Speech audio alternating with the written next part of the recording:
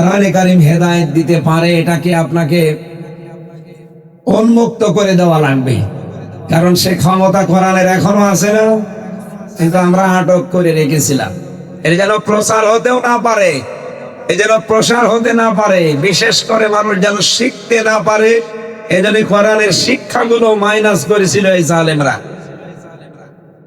শিক্ষা ব্যবস্থায় যারা ছিল, এই যে ফিটনেস বিহীন বিএনপি, লাইসেন্স বিহীন জামাত বলতো এক মহিলা দীপমণি, শিক্ষা ব্যবস্থা ছিল না, ওরাটা ধ্বংস করে দিয়ে শিক্ষা, ওকে যেভাবে চালাতো দাদারা ওইভাবে চলতো। ধর্ম, জাতি, বর্ণ, ধর্ম নির্বিশেষে আজকের এই অনুষ্ঠান, এটাকে শুধু মুসলমানদের না, হাদা বায়ানুল লিন্নাস, মানুষ কত বাচ্চা যারা বিবেচিত সবার জন্য আজকের অনুষ্ঠান। যদিও বাংলাদেশে কিছু হিন্দু ভাইদের ভোট পাওয়ার জন্য কিছু মানুষ মুসলমান তাদের ঈমান তারা হারিয়ে ফেলে, তারা এই কথা বলে ধর্ম যার যার উৎসব সবার, না, এই কথা ঠিক না।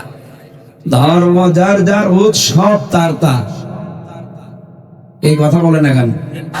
আজকের এটা উৎসব না, এটা প্রচার। কিসের প্রচার? কোরআনের। কিসের? এই জন্য এর পড়াটা এখন ইবাদত। আপনি সেই সকাল 8টা-9টা থেকে বসে আছেন, এখন বাজে প্রায় 2:30। এই যত ঘন্টা বসে আছেন, যদি নামাজে দাঁড়িয়ে থাকতেন যে সওয়াব পেতেন, কোরআনের ইজ্জতে আল্লাহ ওই সওয়াব আজকে দাও।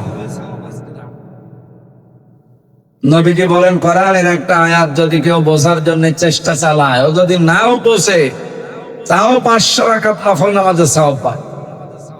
আমরা তো চেষ্টায় আছি বোঝার জন্য, কথা বলেন ঠিক কিনা? আমরা আজকে বুঝে বাড়ি যাব ইনশাআল্লাহ। সুতরাং ধর্ম যার যার, উৎসব তার তার, এটা তো উৎসব না। কোরআন যেহেতু সবার, এই অনুষ্ঠানও সবার। আর আমরা জানি বিভিন্ন ধর্মের মানুষ আমাদের কোরআন শুনতে আসেও। সেদিন যশোরের কলেজের এক অধ্যাপক, বিসিএস ক্যাডার, তাফসীর মাহফিলে এসেছিলেন। কুষ্টিয়ার পান্ডিকা বাড়ি, এক খ্রিস্টান, উনিও এক কলেজের অধ্যাপক, উনিও এসেছিলেন তাফসীর শোনার জন্য, পেছনে বসেছিলেন। মোনাজাত করার পরে শেষ পর্যন্ত কথা শোনার পরে আমারে বলছে, হুজুর আমি কোরআন পড়তে চাই। আমি বললাম 3 মাস আপনাকে সময় দিলাম, বাংলা, ইংরেজি, আরবি যে ভাষায় পারে। আচ্ছা, আমি তো ইংরেজি আর বাংলা পারি, আরবিটা ভালো বুঝি না, আমি শিখবো। 3 মাস পরে উনি দেখলাম নিজের থেকে মুসলমান হয়ে গেছে।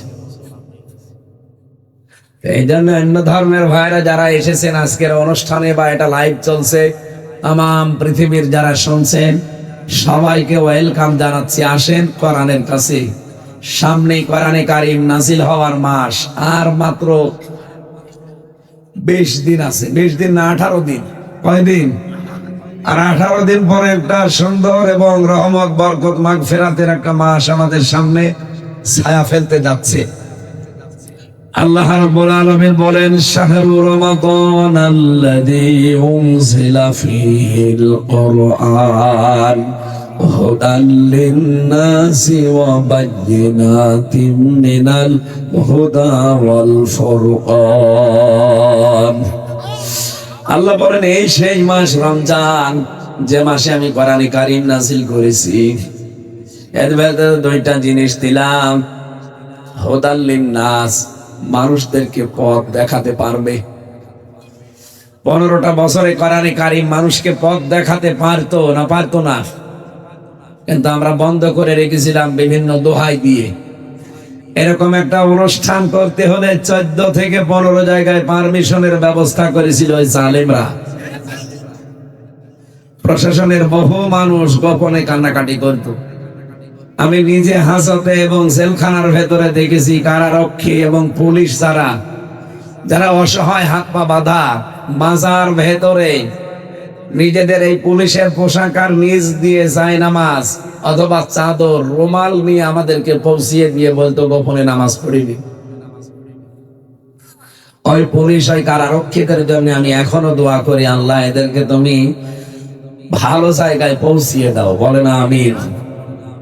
সম্মানিত ভাইরা, কোরআনে কারীম হেদায়েত দিতে পারে, এটাকে আপনাকে উন্মুক্ত করে দেওয়া লাগবে, কারণ সে ক্ষমতা কোরআনের এখনো আছে না, কিন্তু আমরা আটক করে রেখেছিলাম। এর যেন প্রচার হতেও না পারে, এই যেন প্রসার হতে না পারে, বিশেষ করে মানুষ যেন শিখতে না পারে, এই জন্য কোরআনের শিক্ষাগুলো মাইনাস করেছিল এই জালেমরা।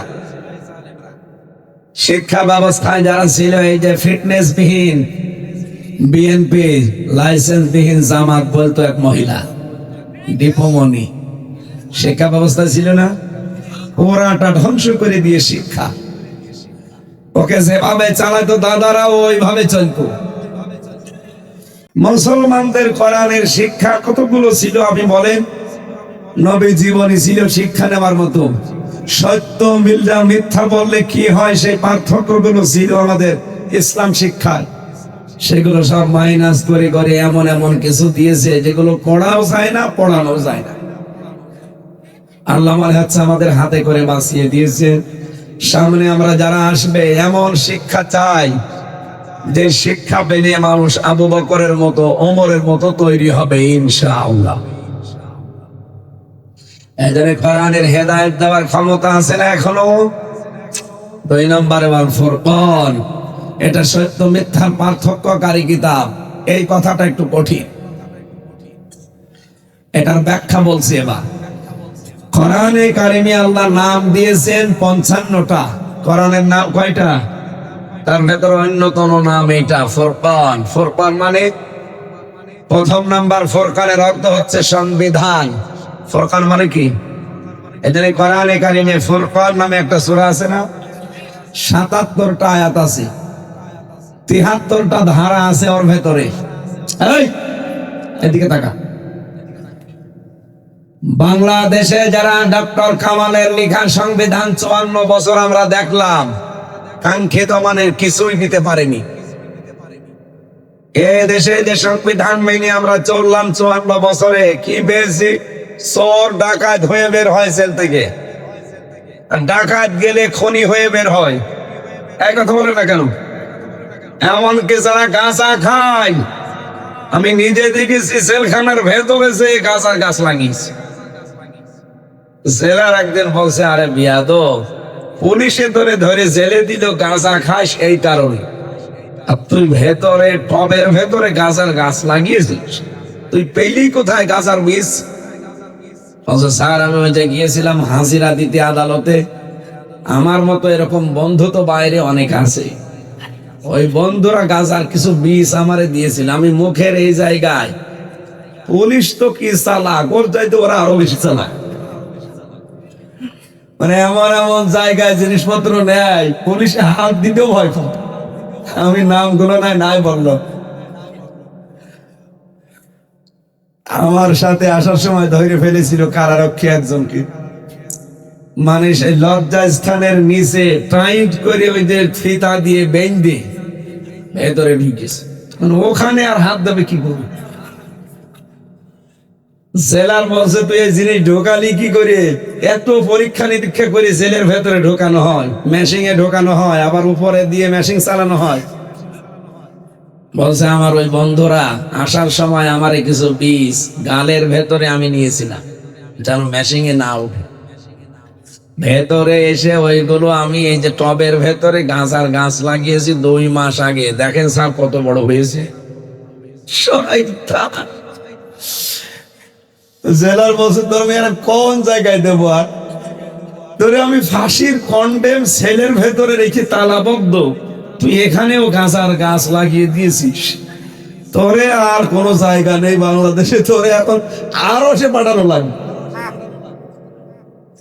এই দেশে ডক্টর কামালের লেখা সংবিধান মেনে কি হচ্ছে? গাঁজা খোর আরো গাঁজার গাছ লাগাচ্ছে, চোর যায় ডাকাত হয়, ডাকাত যায় খুনি হয়, কারণ ওখানে এরকম বড় বড় আসামি আছে, মুকিম গাজী আছে, সুইডেন আসলাম আছে, ডেঞ্জার রাসু আছে, ভয়ঙ্কর তাজ আছে। নামগুলো শুনলে মনে হচ্ছে খুব ভালো নাম না? নামের আগেই তাদের লকব দিয়েছে, দেখেছেন? ডেঞ্জার রাসু, 27 বছর জেল খাটতেছে। সুইডেন আসলাম, এর নামে সিনেমা তৈরি হয়। বাংলাদেশের চলচ্চিত্র জগতে একজন মরে গেছে নায়ক, মান্না, নাম শোনেননি? আপনারা তো আর এসব জগতে নেই। এ সিনেমা বানিয়েছে সুইডেন আসলামের জীবনী নিয়ে। আসলাম ভাই আমার সাথে একবার কারাগারে এই সুইডেন আসলাম এসেছিল দেখা করার জন্য। আমি তো আর নাম জানি না, চিনিও। এমনি ভেতরে যাওয়ার পরে শুনতাম যে লোকটার 27 বছর ছেলে আছে, খুব ডেঞ্জার মানুষ। এই দেশে মার্ডার করে সুইডেনে চলে যায়, সুইডেনে মার্ডার করে এখানে চলে আসে। এইরকম ভয়ঙ্কর চেহারাও সেই রকম উঁচা লম্বা। আর দেখলে আমি এক গ্লাস পানি আগে খাব। আসরের নামাজের আজান দিলে 4টার দিকে পুরা আদালত বন্ধ, পুরা জেলখানা বন্ধ করে দেয়, লক আপ লাগিয়ে দেয়। যত বড় ভিআইপি হোক 5টার পরে আর কাউকে থাকতে দেয় না বাইরে। অথচ উনি দেখলাম রাত 9টার পরে এসেছে, এসে বলছে আমির হামজা কে? সেই তো আমি। একটা মাসলা জিজ্ঞাসা করবো। আমি চিন্তা করলাম কি গো, সাধারণ পোশাকে এই লোকটা তো রাত 9টার পরে লক আপ খোলা থাকার কথা না। বললাম কে আপনি? আমার পরিচয় জানার দরকার নেই, আপনি মাসলা বলেন নাকি? আমি তো আর নামাজ কালাম পড়ি না, ও সাথে আমি বিশ্বাস করি না, তবে আমার বউটা আবার নামাজ পড়ে। এই নামাজের এই সূরা পড়লে হয় কিনা আমারে জানতে বলিস, আপনি বলেন। বলবো আপনি কে? বলছে আমি সুইডেন আসলাম। ওরে স্যার আপনি বলেন। চেহারা ওই দিন আমি দেখলাম, নাম শুনেছিলাম, আসলে সুইডেন আসলাম। যেই রকম লম্বা চওড়া, সেই রকম ভয়ঙ্কর চেহারা। তো এই সমস্ত মানুষের কাছে আপনি একদম মানুষ থেকে একটা অন্যায় আপনি দূর করতে পারবেন না, আরো মানুষের ভেতরে প্রতিহিংসা তৈরি হবে। এখানে ভালো করার জন্য আল্লাহ সংবিধান দিয়েছেন, তার নাম ফুরকান। আয়াত দিয়েছেন 77টা, ধারা দিয়েছেন 73টা। আমি চিন্তা ভাবনা করে দেখেছি, এই 3 বছর আমার জেলখানার এই ফাঁসির কন্ডেম সেলের অভিজ্ঞতা, এই 73টা ধারা দিয়ে যদি বাংলাদেশের সংবিধান বানানো হয়, এই দেশে 41 সাল টার্গেট দেওয়া লাগবে না, 41 ঘন্টায় বাংলাদেশ মিনি জান্নাত হয়ে যাবে। যেহেতু সংস্কার আরম্ভ হয়েছে আর চলছে, এখন আমরা চাই যারা দায়িত্বে আছেন ডক্টর কামালের সংবিধান বাদ দিয়ে দেন। একবার খবর দেখানো, এটা বাদ দিয়ে আল্লাহর কোরআনের এই 73টা ধারা দিয়ে সংবিধান কায়েম করেন। বাংলাদেশ থেকে 41 ঘন্টায় যদি চুরি বন্ধ না হয়, ডাকাতি বন্ধ না হয়, ছিনতাই বন্ধ না হয়, আমি কোনোদিন কোরআনের কথা বলবো না। আল্লাহর গ্যারান্টি মিথ্যা হতে পারে? আমাদের আওয়াজ হয়তো যিনি দায়িত্বে আছেন ডক্টর মোহাম্মদ ইউনূসের কানে যাবে না, কিন্তু এটা আরশে চলে গেছে। কিয়ামতের দিন অন্তত বলতে পারবো, আল্লাহ আমরা কিন্তু কোরআনের সংবিধানের পক্ষে ছিলাম। ওই কথা বলে না কেন? ইব্রাহিম আলাইহিস সালামকে আগুনে ফেলে দিয়েছিল নমরুদ। একটা ব্যাঙ পেশাব করেছিল, ব্যাঙের পেশাবে অত বড় আগুন লেভে 40 হাত উপর দিয়ে কোন পাখি উড়ে গেলে ঝলসে পড়ে যেত, এত তেজ আগুনের। আর ব্যাঙ পেশাব করছে। জিবরাইল ডাক দিয়ে বলেছে, ব্যাঙ তোমার পেশাবে কি হবে? ব্যাঙ ওই দিন বলেছিল, ফেরেশতা আমি জানি কিছুই হবে না, কিন্তু আমার মালিক রব্বুল আলামিনকে আমি জানাতে চাই, দেখাতে চাই যে আমি কিন্তু নমরুদের বিপক্ষে আছি, ইব্রাহিমের পক্ষে আছি। আল্লাহ এত বেশি পছন্দ করেছিলেন তার এই কাজটাকে, কিয়ামত পর্যন্ত যত ব্যাঙ আসবে ব্যাঙের পেশাব আল্লাহ পাক করে দিয়েছে। আমাদের এই আওয়াজ বললাম না, হয়তো যারা দায়িত্বে এদের কানে যাবে না, হ্যাঁ যাবে, কিছু কিছু যাবে, কিন্তু আরশ পর্যন্ত চলে গেলে আমরা সার্থক। কথা বলে ঠিক না? একটা কাংলাস ফুৎকার দিয়েছিল ফেরেশতা জিবরাইল, বলে কাংলাসে ফুৎকারে তো কিছুই হবে না, বলে আমিও জানি, কিন্তু আমাদের যিনি দায়িত্বে আছে এই দেশের নমরুদকে আমরা দেখাতে চাই যে আমি তোমার পক্ষে আছি, ইব্রাহিমের বিপক্ষে আছি। এত বেশি আল্লাহ রাগ করেছিলেন তার এই অবস্থানে। ওই দিন থেকে কাংলাস দেখলে যদি কেউ এক বাড়িতে মেরে ফেলতে পারো 10টা নেকি হয়। এই জন্য আমাদের উচিত হচ্ছে, যেহেতু সামনে রমজান, আর কোরআনে কারীম নাযিল করে আল্লাহ নামও দিয়েছেন কোরআনের ফুরকান। নাম কি? এই ফুরকানকে আমরা সামনে সত্য আর মিথ্যার পার্থক্যকারী হিসাবে সাথে রাখতে চাই। এটা যেটা বলবে যে এটা সত্য, এটা নির্দ্বিধায় মেনে নেওয়া লাগবে। এটার কাছে জিজ্ঞাসা করে যেটা দেখবেন, যদি বলে এটা মিথ্যা, ওটা যদি আমার বাবাও তৈরি করে ওইটা থেকে চলে আসা লাগবে। তাহলে কোরআন আপনাকে সঠিক পথ দেখিয়ে জান্নাতে নিয়ে যাবে ইনশাআল্লাহ।